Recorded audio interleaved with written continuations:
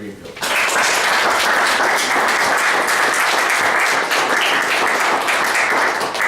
Thanks, Jeff. I'll be talking a little bit about the turbulence in the economy. I want to get that word in at least once.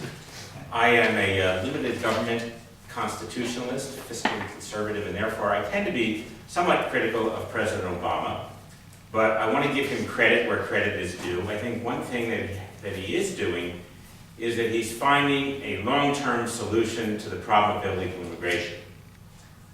And that is, he's damaging our economy so badly that Mexicans don't even want to come here. You know, last week, 17 Americans were arrested for illegally crossing into Mexico trying to find jobs. That's not true. But if we keep going the direction we are going, that will become true. Anyway, I think it's very important to distinguish myself from my main opponent in this campaign. The front runner is Rob Cornelius. I'm trying to catch up,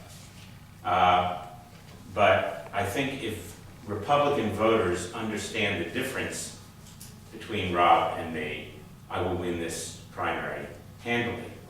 And the reason is that I think that, Rob is a really good guy. I've met him several times. I like him on a personal level. Good businessman, smart, good-looking, attractive candidate. But his position on fundamental issues is out of tune with the base of the Republican Party. For example, Rob says in his website that if a balanced budget amendment passes, it will be necessary to, quote, severely hike taxes. I think that's wrong. I think that's totally the wrong approach. We cannot solve a problem of excessive, out-of-control government spending by raising taxes. That doesn't address the problem. Now, most Republicans in Congress have signed a pledge given by Americans for Tax Reform not to raise taxes. In fact, 278 Republicans in Congress have signed this pledge, the No New Tax Pledge. Only 6 members of the House, 6 Republican members of the House, have refused to sign the No New Tax Pledge. Rob Cornelius has also refused to sign the No New Tax Pledge, which means that he would be the 7th Republican member of Congress if he were elected. Apparently, he thinks that raising taxes is going to have to be part of the solution. I don't think so. I think the solution is going to be to dramatically cut spending. Now, you probably heard in the news recently that President Obama wants to raise taxes on the rich. How many people in this room think we should raise taxes on the rich? I'm sure the video guy from the Democratic Party thinks that. Anybody think we should raise taxes on the rich? Okay. How many people think we should raise your taxes? See, it's not surprising to me that public opinion polls show that a majority of voters think it's okay to raise taxes on the rich. I'd like to know how many voters think they should raise their own taxes. Now, this idea, Obama has promoted this idea by trotting out Warren Buffett. And Warren Buffett, we've heard now ad nauseum, keeps saying that, I just used the word Warren Buffett keeps saying that he pays taxes at a lower rate than his secretary. And the question that I've been waiting to hear from somebody in the media, and I haven't heard it yet, is what is his secretary's tax bracket? What seems immediately apparent to me is that his secretary is overpaid. I'll bet you she makes at least $150,000 a year, is probably in the top tax bracket, which raises another question. Can she type? Now, Obama says that the rich are not paying their fair share of taxes. But a report released by the Associated Press says that the average American with an income of $56,000 to $75,000 pays total federal taxes at a level of 15% of their income.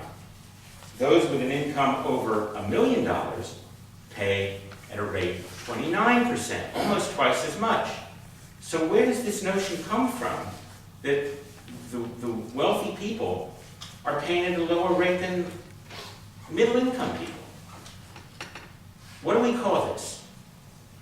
When a politician tries to turn the masses of people against a small group by telling them falsehoods. The nice word for it is demagoguery. The not so nice word is lying. This is a lie. And the fact of the matter is that if you want the rich to pay their fair share of taxes, we're going to have to lower their taxes. Because right now the rich are paying much more than their fair share of taxes. Both as a percentage of their income and certainly in terms of the total amount that they pay in taxes relative to the services that they get. Okay, now, sorry to keep dwelling on my opponent, but he, at a speech at Dorchester, said that we need to get Republicans in Congress who are willing to collaborate with Democrats and compromise with Democrats. Now, I kind of feel that compromise is overrated. And, to give you an example, suppose, you may have heard this analogy before. I didn't originate it. But suppose you're in a car with somebody who's driving at 100 miles per hour and he's headed for the edge of the cliff. And you start arguing with him. Say, don't do it. Don't drive over the cliff. What are you doing? Now, maybe there's somebody in the back seat who thinks that, it's not good for people to quibble and argue. And they say, would you guys please stop arguing? Because you hear a lot of people say, oh, it's terrible what's going on in Washington. They're arguing with each other. They're not working it out. They're not compromising. So, okay, you could compromise, I guess, and say to the guy, okay, I'll tell you what, I don't want to go over the cliff at all. You want to go over at 100 miles per hour. Let's compromise. We'll go over the cliff at 50 miles per hour. That's a great compromise. No, we should not be compromising with people whose policies are destroying our economy. And they are. And I don't care whether you're liberal, conservative, moderate, whatever.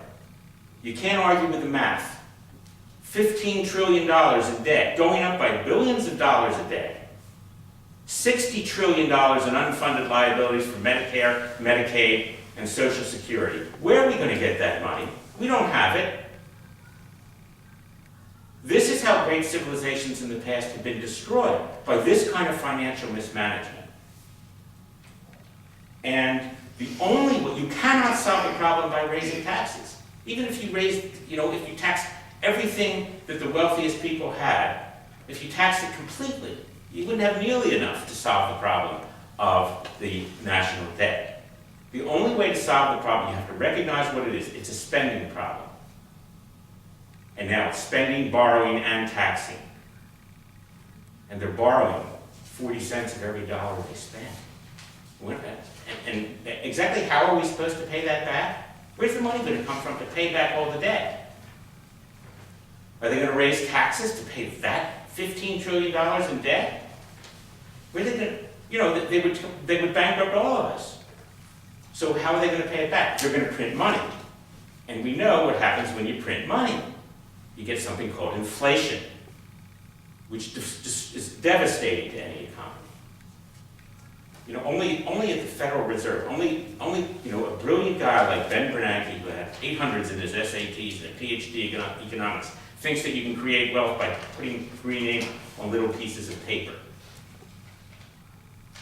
Those of us who don't have PhDs in economics understand that that doesn't work. Okay, since I'm almost done here, let me just finish with my favorite quote. You can tell me afterwards who it was by. I'll give you a hint. It's not Barack Obama. I am for a government vigorously frugal and simple. To preserve the people's independence, we must not let our rulers load us with perpetual debt. For this is the tendency of all human governments, till the bulk of society is reduced to be mere automatons of misery. Then begins indeed the war of all against all. And the forehorse of this frightful team is public debt. Taxation follows that, and in its train, wretchedness and oppression. author of the Declaration of Independence, Thomas Jefferson. So just remember those key words. We must not let our rulers load us with perpetual debt.